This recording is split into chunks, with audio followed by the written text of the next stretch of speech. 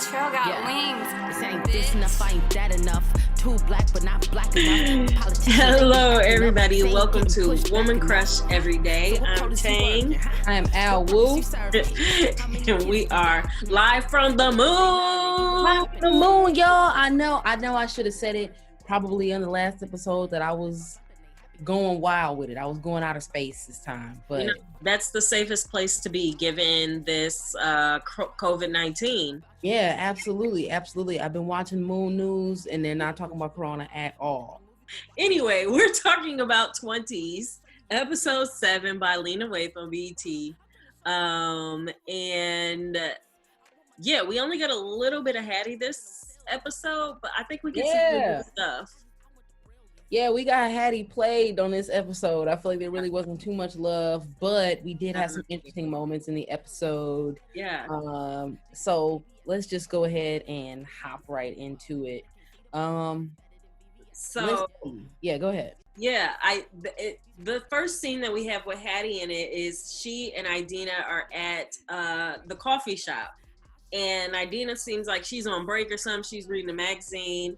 Hattie's like trying to get some writing done, but she's having some writing block. And Idina starts just really asking her more about what her story is about.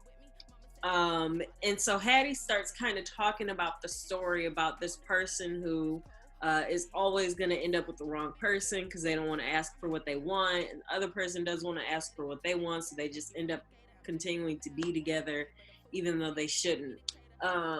Which to me just was like, oh, of course Hattie is writing about herself. And then Lorraine walks in and Hattie's just like, Lorraine introduces whomever she's with, Connor or something. And Hattie is just like, she doesn't say anything. Idina introduces herself and Hattie's like, oh, she just works here. I don't really know her like that. Complete burn. Yeah. That was funny when Lorraine coming in with her new white boyfriend. It's funny because every time we see Lorraine too, she's with a new lover, so, and it's just very clear that as much as Lorraine is really, or Hattie is really into Lorraine is out here pimping. Like, she ain't worried about none of this. No. None of that. And then on top of that, she is still very affectionate towards Hattie in front of all these other people. So when she first comes in, she gives her this long, meaningful hug in front of Idina. Mm-hmm. You know what I'm saying? Kind of looking at Idina like, bitch, this me. So you need to stay over there. And then when she goes and sits to have coffee with Connor, she's making all the googly eyes and looking across the room at Hattie and trying to see what Hattie's doing. So they're having this moment, that Hattie's into, but it's just like,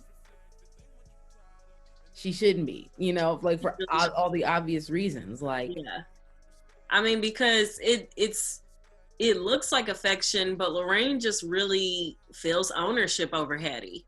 Absolutely. And doesn't want to like give her anything. She doesn't want to take care of her. She doesn't want to do anything for her. She doesn't want to even really do anything like with her. She's just like, you are my tag along when I need it. And that's the end.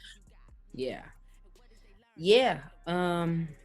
So that's that. Yeah. Idina ends up leaving because Hattie, blows her off in public, straight to her again face. For like the third time. Yeah. And honestly, I don't know if I was Idina, I'd probably be like, okay, this is it. But it probably won't be it. We'll see. I feel like hopefully Hattie wakes up and realizes that Idina is like, hey, there's better love out there and I'm trying to give it to you. So what's up?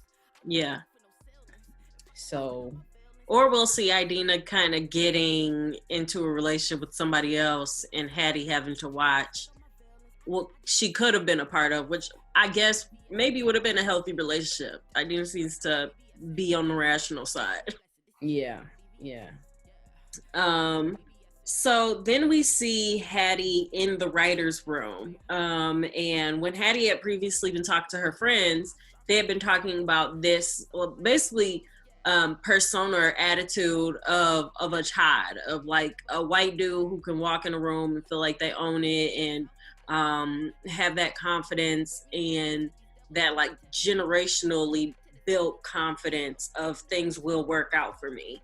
And so they all decide, you know, they're going to be a Todd for a day. So Hattie goes into the writing room and she's like listening to their ideas for characters, and they're like, let's get a gay man, because, you know, sassy gay men are everybody's favorite and they're funny, which I just had a pause right there of just like, yes, I'm so sick of that. I'm so sick of that. And I'm sure most gay men are also sick of that character being on shows and representing like diversity on a show. Yeah. Over it. Well, yeah, Hattie tries to be assertive in this boardroom and saying, hey, instead of putting this gay black guy on the show, why don't we put in a gay black woman and make her like a real person without all the whatever gimmicks that y'all put out there. And then the other writers in the room are like, we've already done that. And she's like, no, you actually haven't done that. The one time you did it, you never really expressed the sexuality of this woman. She kissed a woman on the cheek and it wasn't, you know, gay enough for me.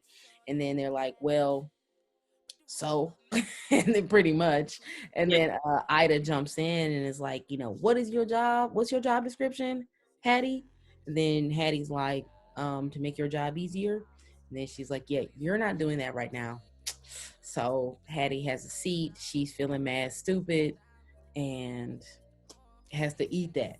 Her Todd, her trying to be Todd, she got, which she predicted. She predicted that being a Todd could possibly get her fired. Yeah.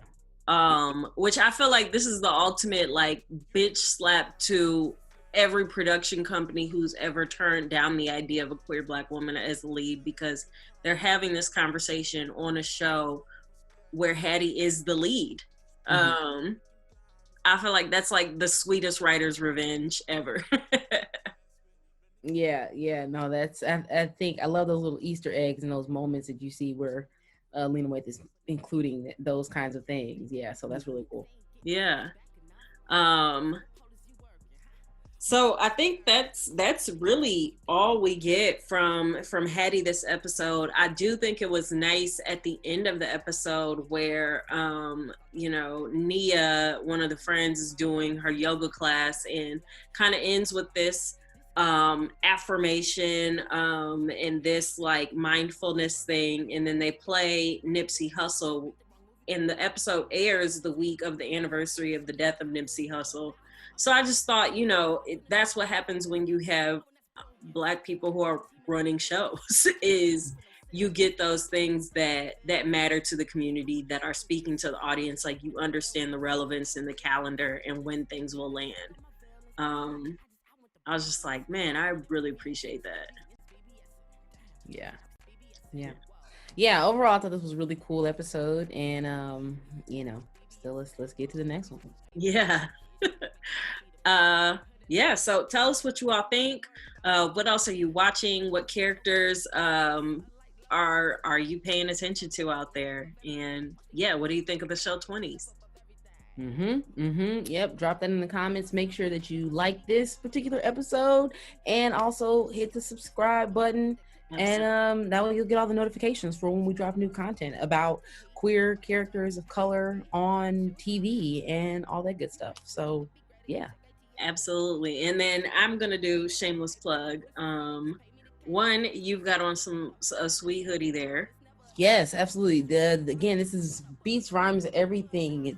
This is a Beats Rhymes Everything dope, but this is a brand of Beats Rhymes Everything Detroit, making music in the city of Detroit and sharing love with artists and connecting from all over the place. So Beats Rhymes Everything Detroit is, well, we also just released these guided meditations that we're putting out there.